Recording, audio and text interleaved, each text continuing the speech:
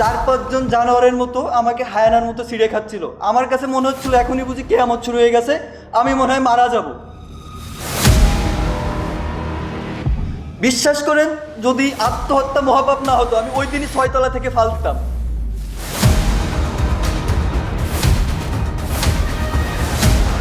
সকলকে অসংখ্য ধন্যবাদ জানাচ্ছি আজকের অনুষ্ঠানে আসার জন্য। গেস্টুল গণরুম ট্যাগিং নির্যাতন আর জুলাই বিপ্লবকে উপজীব্য করে দুঃসহ স্মৃতি নান্দনিক অভিজ্ঞতা কথন প্রতিযোগিতা আধারে ঘেরা দিনগুলো সকলকে আবার স্বাগত জানাচ্ছি। আজকে আমাদের মাঝে বিচার বিশ্লেষণ উপস্থিত আছে কবি জসিমউদ্দিন হল ডিবেটিং ক্লাবের সম্মানিত সভাপতি মোহাম্মদ তাজিদুর রহমান, এবং একই সাথে আমাদের মাঝে আরো আছেন ন্যাশনাল ডিবেটিং ক্লাবের যুগ্ম সাধারণ সম্পাদক সাদারাম নাফিস।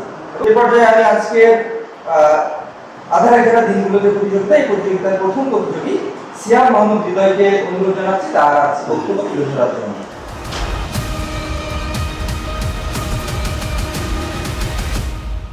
আমি গ্রামের ছেলে, 8-10 জনের মতোই স্বপ্ন দেখতাম ঢাকা বিশ্ববিদ্যালয়ে পড়ার। যেভাবেই হোক না কেন আমাকে ঢাকা বিশ্ববিদ্যালয়ে চান্স পেতেই হবে। বিশ্ববিদ্যালয়ে ভর্তি পরীক্ষায় ঢাকা বিশ্ববিদ্যালয়ের অন্যান্য সকল বিশ্ববিদ্যালয়ে আমি চান্স পেলাম, কিন্তু ঢাকা বিশ্ববিদ্যালয়ের সিরিয়ালটা একটু পেছনে থাকার কারণে আমি আমার আশানুরূপ সাবজেক্ট পেলাম না। অন্যান্য বিশ্ববিদ্যালয় আইন অর্থনীতির মতো সাবজেক্টকে সুযোগ ব্যয় দিয়ে আমি ঢাকা বিশ্ববিদ্যালয়ে ভাষা রিলেটেড একটা সাবজেক্টে ভর্তি হই। 2023 সালের 5 সেপ্টেম্বর আমি মহসিন হলে আমার সেকেন্ড হোম হিসেবে আমার যাত্রা শুরু করি। হলে আসার পরে গেস্ট রুম গণরুমের এই দৃশ্য আমার সব আশা আকাঙ্ক্ষা স্বপ্নকে ভেঙে চুরমার করে দেয়। প্রতিদিন রাতে গেস্ট রুমে ম্যানার শেখানোর নামে যে অকথ্য নির্যাতন, এমনকি আমার অসুস্থ মা, যে মা আমার পৃথিবী, আমার জান্নাত, সেই মাকে নিয়ে অশ্লীল অকথ্য ভাষায় গালিগালাজ করত। আমি টাইফয়েডে আক্রান্ত ছিলাম প্রায় 3 মাসের মতো। ডিসেম্বর 4 তারিখে আমার প্রথম সেমিস্টার ফাইনাল। 3 তারিখে 103 ডিগ্রি জ্বর নিয়ে, শ্বাসকষ্ট, বুকে ব্যথা নিয়ে আমি রুমে শুয়ে আছি।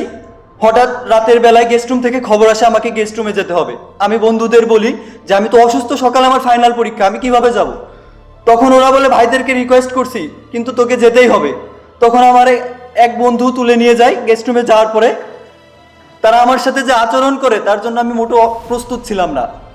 তখন বিষয়টা আমি মেনে না নিতে পারে আমি আমার এক পরিচিত ভাইকে জানাই, ভাই সকালে আমার পরীক্ষা, আমি এরকম অসুস্থ, অথচ আমাকে গেস্ট রুমে নিয়ে এভাবে নির্যাতন করালো। তখন ভাই বলল যে ঠিক আছে, এমনটা আর হবে না, তুই এনে চিন্তা করিস না। আমি বললাম যে ভাই আমি আর হলে থাকবো না, আমি আর নিতে পারতেছি না, আমি তো একজন মানুষ।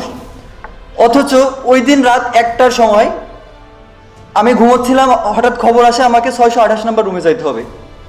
তখন আমি বললাম আমি কিভাবে যাবো, সকালে আমার পরীক্ষা, আমি ঘুমোচ্ছি, আমি অসুস্থ। তখন বলে ভাইরা তোকে বলছে আমাদের কাঁধে করে নিয়ে যেতে। তখন আমি বন্ধুদের কাঁধের সাহায্যে আমি নিচতলা থেকে 628 নম্বর রুমে যাই। রুমের দরজা আটকে আমার সিঙ্গেল গেস্ট রুম শুরু হয়। 4-5 জন জানোয়ারের মতো আমাকে হায়ানার মতো ছিঁড়ে খাচ্ছিল। আমার কাছে মনে হচ্ছিল এখনই বুঝি কিয়ামত শুরু হয়ে গেছে, আমি মনে হয় মারা যাব। এমন অবস্থায় আমার অবস্থা আশঙ্কাজনক দেখে তারা আমাকে নিচে দিয়ে যায়। বিশ্বাস করেন, যদি আত্মহত্যা মহাপাপ না হতো আমি ওই দিনই 6 তলা থেকে ফাল দিতাম। আমি তো মানসিকভাবে আমি অলরেডি মারা গেছি, আমার তো প্রাণে বেঁচে থেকে লাভ নাই। এই নির্যাতন পরবর্তীতে আমার পায়ে সমস্যা আপনারা অনেকেই জানেন, আমি হাঁটতে পারতাম না। প্রতিদিন রাতে শীতের সময় রুমে তালা মেরে বলতো যে তোরা আজকে ঢাকা শহর ঘুরে আসবি। আমি বলতাম ভাই আমার পায়ে সমস্যা, আমি হাঁটতে পারি না, যাইতে পারবো না। বলতো কিছু করার নাই, সবার যেতে হবে। তখন চেয়ে দেখা ছাড়া আর আমার কোনো উপায় ছিল না।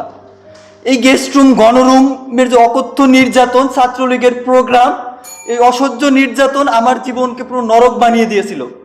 এত কিছুর পরেও আমি হল ছাড়তে পারি নাই, কারণ বাইরে থাকবো সেই সামর্থ্য আমার নেই। যে টাকা দেয় তাতে দুবেলা খেতে পারি না, বাইরে কিভাবে থাকবো? আমাকে এই অসহ্য নির্যাতন চোখ বুজে সহ্য করতে হয়েছে। নমরুদ, ফিরাউন, হিটলারের মতো স্বৈরাচারের পতন হয়েছে, সাথে গেস্ট রুম গণরুমের কবর রচিত হয়েছে। এমন দিন, এমন নির্যাতন আর ফিরে না আসুক, সেই আশা ব্যক্ত করে আমি আজকের মতো বিদায় নিচ্ছি। আল্লাহ হাফেজ।